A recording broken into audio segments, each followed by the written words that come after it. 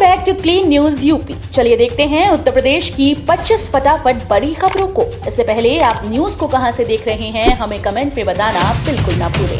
साथ ही हमारे Facebook page को भी फॉलो करें। फेसबुक पेज का लिंक डिस्क्रिप्शन में दिया गया है। माता पिता की मौत के बाद अनाथ हुए बच्चों को मिलेगी मदद। कई मासूम अनाथ हो गए। कोरोना ने उनके सिर से ममता की छांव छीन ली। अनाथों की कराह मुख्यमंत्री योगी आदित्यनाथ ने महसूस की और उनके लिए मददगार बने। उन्होंने मुख्यमंत्री बाल सेवा योजना 2022 शुरू की, जिसके तहत कोरोना से अनाथ हो गए बच्चों को हर संभव मदद की जा रही है। सीएम योगी आदित्यनाथ द्वारा शुरू की गई उत्तर प्रदेश मुख्यमंत्री बाल सेवा योजना 2022 के तहत ऐसे बच्चों की मदद की जा रही है जिसके माता पिता कोरोना संक्रमण की वजह से असमय काल के गाल में समा गए।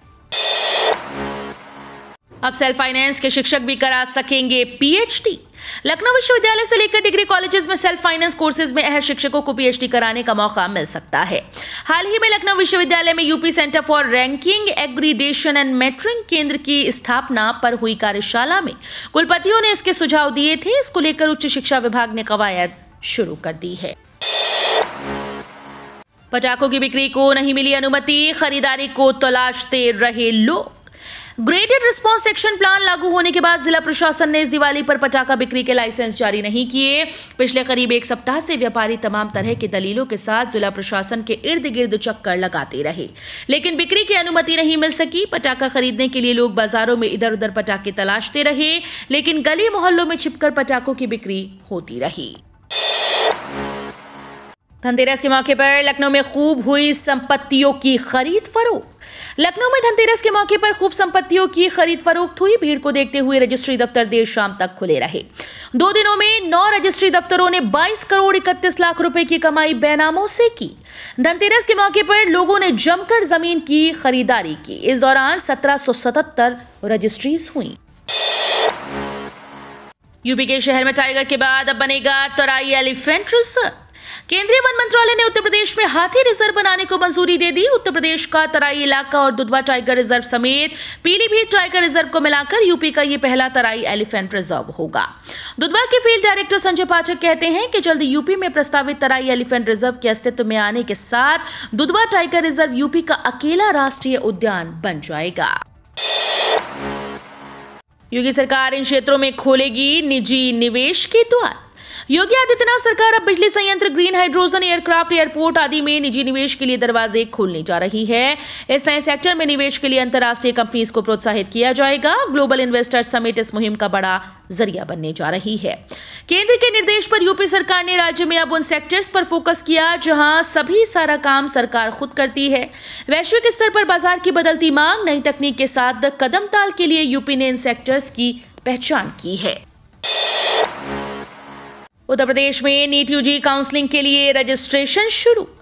Directorate of medical education and training Uttar Pradesh ने यूपी नीट यूजी काउंसलिंग 2022 के लिए रजिस्ट्रेशन शुरू कर दिए। जो अभ्यर्थी UP NEET UG counselling round के लिए रजिस्ट्रेशन करना चाहते हैं वे यूपी नीट की आधिकारिक वेबसाइट पर जाकर अपना रजिस्ट्रेशन करा सकते हैं। UP NEET UG counselling round के लिए रजिस्ट्रेशन 28 अक्टूबर 2022 तक कराए जा सकते हैं। नीट यूजी सीट्स के लिए राज्य स्तरीय मेरिट लिस्ट 29 अक्टूबर 2022 को जारी की जाएगी। नए सीजीआई के आते ही बदलेगी कॉलेजियम की सूरत। पहली बार शामिल होंगे 6 जज। जस्टिस डीवाई चंद्रचूड़ देश के अगले मुख्य न्यायाधीश बनेंगे तो उस समय कॉलेजियम में जजों की संख्या मुख्य न्यायाधीश समेत 5 नहीं बल्कि 6 रखी जाएगी। ये पहली बार होगा जब कॉलेजियम में 5 की जगह 6 जज होंगे। मौजूदा वक्त में देश के मुख्य न्यायाधीश जस्टिस यूयू ललित हैं। 5 की जगह 6 जज होने की वजह यह है कि कॉलेजियम का नेतृत्व करने वाले मुख्य न्यायाधीश जस्टिस डीवाई चंद्रचूड़ के साथ 4 अधीनस्थ जजों में से एक भी ऐसा नहीं है जो जस्टिस चंद्रचूड़ का उत्तराधिकारी होगा। पीएम मोदी ने गर्भगृह स्थल पर जलाए दीप, की रामलला की पूजा। प्रधानमंत्री नरेंद्र मोदी रविवार को अयोध्या में छठे दीपोत्सव के आयोजन में हिस्सा लेने के लिए साकेत महाविद्यालय में बने हेलीपैड पर पहुंचे। यहां उत्तर प्रदेश की राज्यपाल आनंदीबेन पटेल, राज्य के मुख्यमंत्री योगी आदित्यनाथ ने प्रधानमंत्री का स्वागत किया। प्रधानमंत्री यहां से सीधे श्री राम जन्मभूमि पर विराजमान रामलला के दर्शन करने गए। यहां सबसे पहले मर्यादा पुरुषोत्तम श्री राम के चरणों में प्रधानमंत्री ने हाजिरी लगाई और फिर आरती उतारी। पीएम मोदी ने गर्भगृह स्थल पर दीप भी जलाए।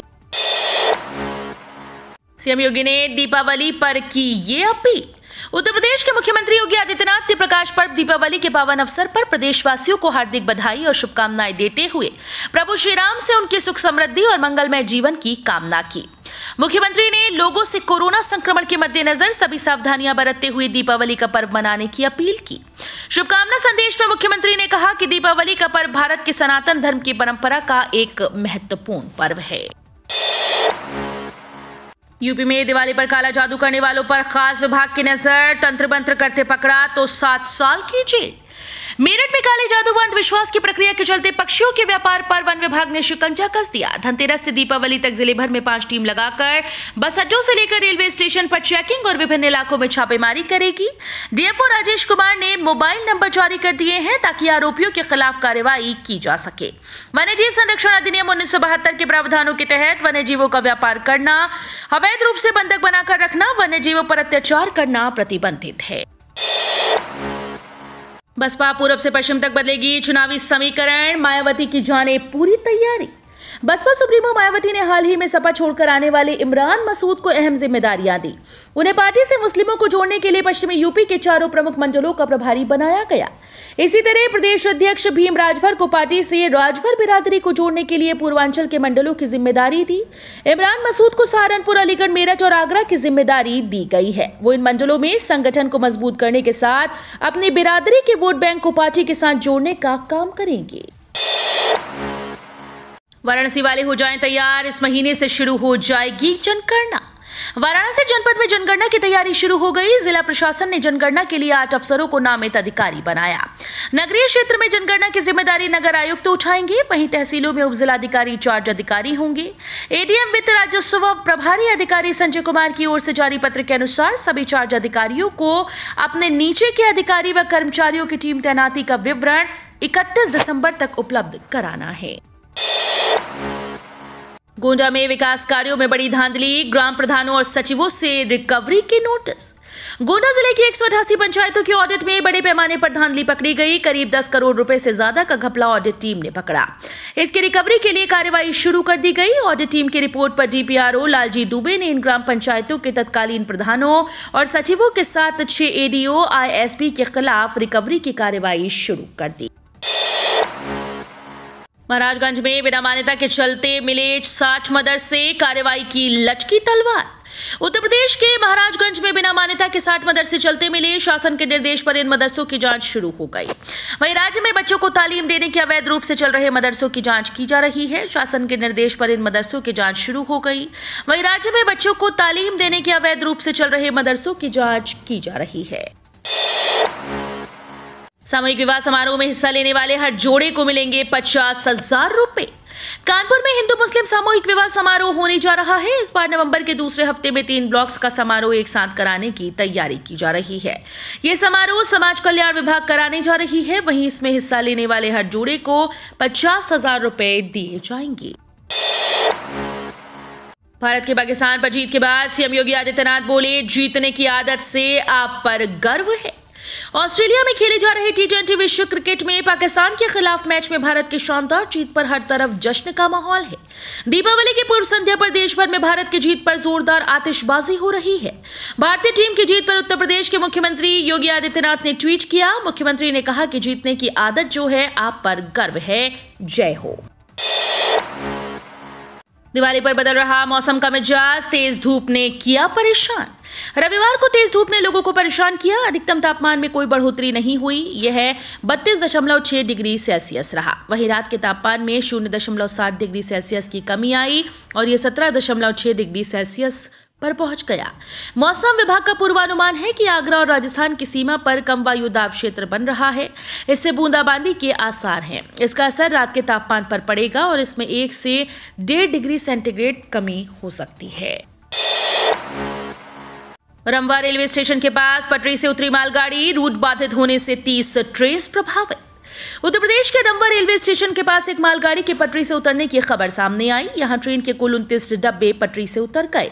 हालांकि इस दुर्घटना में किसी के हताहत होने की खबर नहीं, लेकिन इसके चलते नई दिल्ली कानपुर प्रयागराज रेल रूट बाधित हो गया। इसके चलते इस रूट पर चलने वाली कुल 30 ट्रेन प्रभावित हुई। फिलहाल स्थिति को सामान्य करने के लिए डिब्बों को हटाने का काम जारी है। महिलाओं के नाम स्कूटर के फोटो चालान पहुंच रही घर। फोटो चालान ने आगरा शहर के 2 व्यापारियों के घर रार करा दी। चालान पिछली सवारी के हेलमेट ना पहनने पर हुआ था। पीछे पत्नी नहीं कोई और युवती बैठी थी। स्कूटर पत्नियों के नाम है, इसलिए फोटो चालान भी उनके मोबाइल नंबर पर पहुंचा। स्मार्ट सिटी के तहत MG रोड सहित कई जगह सीसीटीवी कैमरे लगाए गए। इन कैमरों का प्रयोग यातायात नियम तोड़ने वाली गाड़ियों के चालान करने में भी हो रहा है। प्रतिदिन 200 से 300 चालान MG रोड पर ही इन कैमरों की मदद से किए जा रहे हैं। दोपहिया वाहन पर दोनों सवारियों के लिए हेलमेट अनिवार्य है। लखनऊ में मरीन ड्राइव से दिखेगा सूर्य ग्रहण। लखनऊ में इस साल 25 अक्टूबर को दीपावली के अगले दिन ही सूर्य ग्रहण पड़ रहा है। इस खगोलीय घटना सूर्य ग्रहण के नजारे को दिखाने के लिए लखनऊ में स्थान का चयन हो गया है।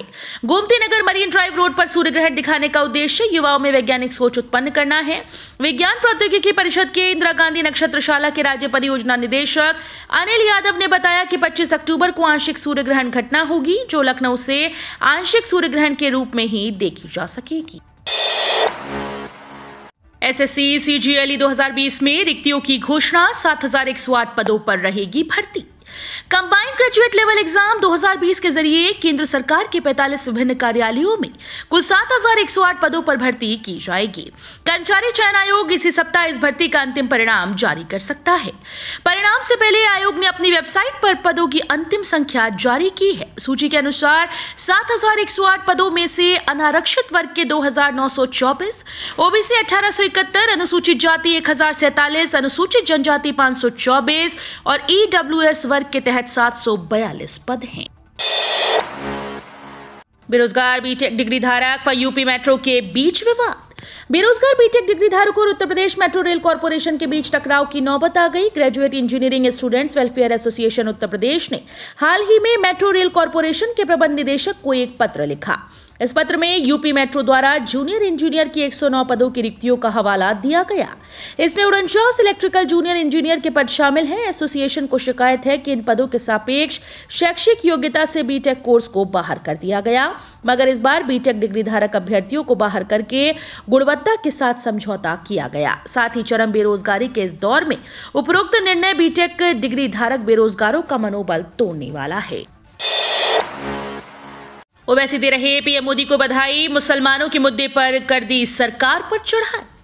AIMIM प्रमुख और हैदराबाद के सांसद असदुद्दीन ओवैसी ने एक बार फिर से प्रधानमंत्री नरेंद्र मोदी पर निशाना साधा। अपने उलूल जुलूल बयानों से सुर्खियों में आने वाले ओवैसी ने इस बार पीएम नरेंद्र मोदी को बधाई दी और मुसलमानों के मुद्दों पर सरकार पर ही चढ़ाई कर दी।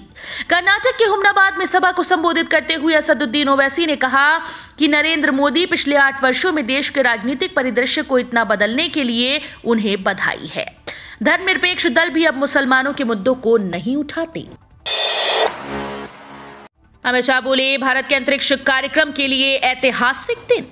केंद्रीय गृह मंत्री अमित शाह ने रविवार को 36 वनवेव उपग्रहों के साथ भारतीय अंतरिक्ष अनुसंधान संगठन के सबसे भारी रॉकेट के सफल प्रक्षेपण को भारत के अंतरिक्ष कार्यक्रम के लिए एक ऐतिहासिक दिन करार दिया। इसरो ने शनिवार और रविवार की रात 12:07 पर आंध्र प्रदेश के श्रीहरिकोटा के सतीश धवन अंतरिक्ष केंद्र से अपने सबसे भारी रॉकेट से 36 संचार उपग्रहों को प्रक्षेपित किया। गृह मंत्री ने कहा कि भारत ने अपने सबसे भारी रॉकेट LVM-3 के सफल प्रक्षेपण के साथ आत्मनिर्भरता के एक नए युग में कदम रखा है। तो ये थी आज की 25 फटाफट बड़ी खबरें। अगर आपको न्यूज पसंद आई हो तो वीडियो को लाइक और शेयर जरूर करें। धन्यवाद।